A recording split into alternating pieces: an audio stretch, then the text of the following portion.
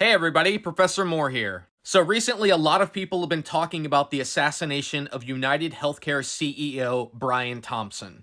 And I've been seeing a lot of comparisons of this moment in time to the French Revolution, when the people rose up and chopped the heads off of the rich and powerful in the guillotine. And I don't disagree with this analysis. I believe that the United States is in the beginning stages of a revolutionary upheaval, and who knows where it will end. If we listen to the grievances of French revolutionaries in the 1700s, we'll see that they sound very familiar to our current situation in America today.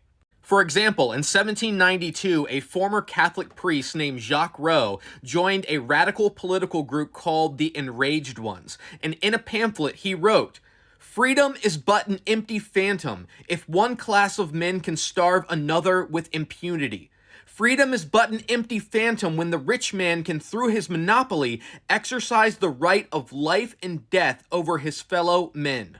Isn't this exactly the kind of power that the CEOs of healthcare companies have over us? The power of life and death? The power to decide who gets treatment and who doesn't? French revolutionaries like Jacques Roux were tired of empty words, so they decided to act. And it was Jacques Roux who led the French king Louis XVI to the guillotine to be executed in 1793. Another French revolutionary was a man called Gracchus Babeuf, who was part of a group called the Conspiracy of Equals. During the French Revolution, he wrote, "Cut without pity the throat of the tyrants, the patricians, the gilded million, all the immoral beings who might oppose our common happiness." What could be more opposed to our common happiness than those who make sure that all Americans don't have access to or can afford health care?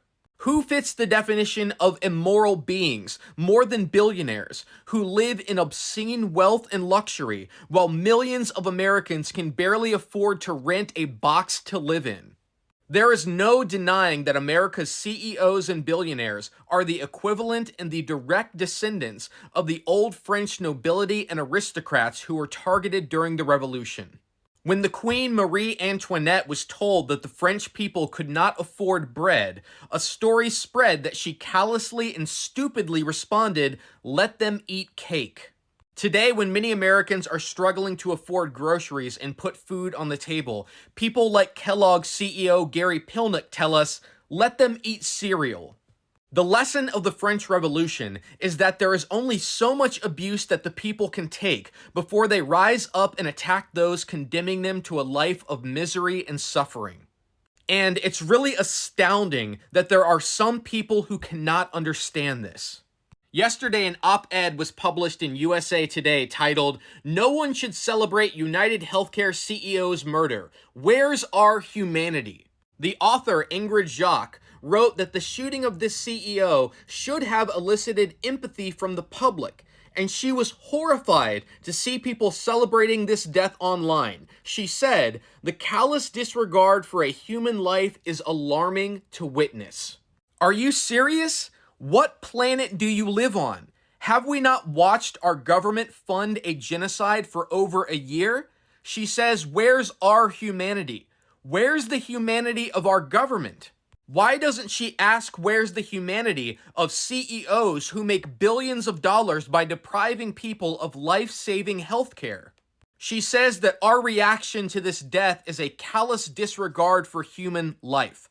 Seriously?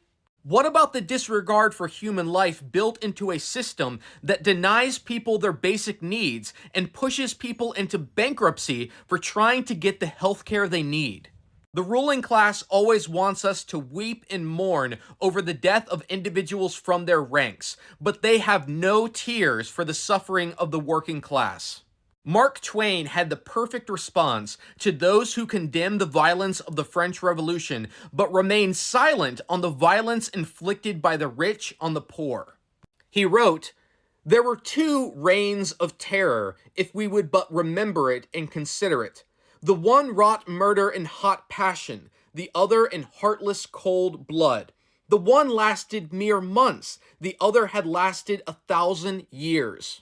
The one inflicted death upon 10,000 persons, the other upon 100 millions. But our shudders are all for the horrors of the minor terror, the momentary terror, so to speak. Whereas, what is the horror of swift death by the axe compared with lifelong death from hunger, cold, insult, cruelty, and heartbreak? What is swift death by lightning compared with death by slow fire at the stake? A city cemetery could contain the coffins filled by that brief terror, which we have all been so diligently taught to shiver at and mourn over. But all France could hardly contain the coffins filled by that older and real terror. The unspeakably bitter and awful terror, which none of us has been taught to see in its vastness or pity as it deserves. The anarchist Emma Goldman also had a perfect response to those who would ask us to mourn the death of a billionaire who represents a system that denies us our basic humanity. After U.S. President William McKinley was assassinated by an anarchist in 1901, Emma Goldman wrote a controversial article defending this action, arguing that it was a natural response to a society built on exploitation and inequality. She wrote, "For more than 30 years, a small band of parasites have robbed the American people and trampled upon the fundamental principles laid down by the forefathers of this country, guaranteeing to every man, woman, and child life, liberty, and the pursuit of happiness.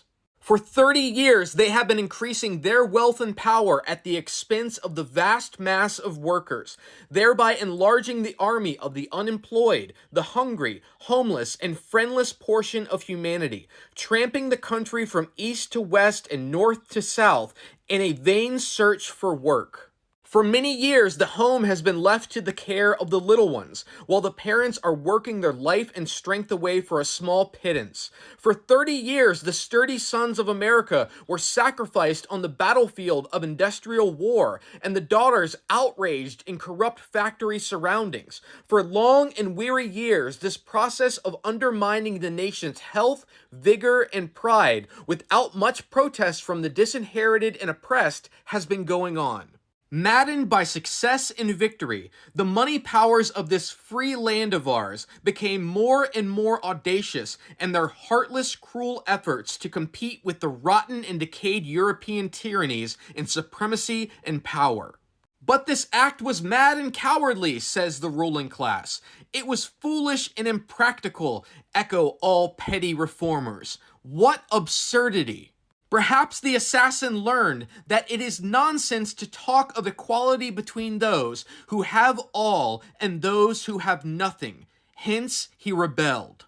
Resistance against force is a fact all through nature. Man, being part of nature, he too is swayed by the same force to defend himself against invasion. Force will continue to be a natural factor just so long as economic slavery, social superiority, inequality, exploitation, and war continue to destroy all that is good and noble in man. It is, therefore, not cruelty or a thirst for blood or any other criminal tendency that induces such a man to strike a blow at organized power. On the contrary, it is mostly because of a strong social instinct, because of an abundance of love and an overflow of sympathy with the pain and sorrow around us, a love which seeks refuge in the embrace of mankind, a love so strong that it shrinks before no consequence. A love so broad that it can never be wrapped up in one object, as long as thousands perish. A love so all-absorbing that it can neither calculate, reason, investigate, but only dare at all cost. My heart goes out to him in deep sympathy, and to all the victims of a system of inequality, and the many who will die the forerunners of a better, nobler, grander life.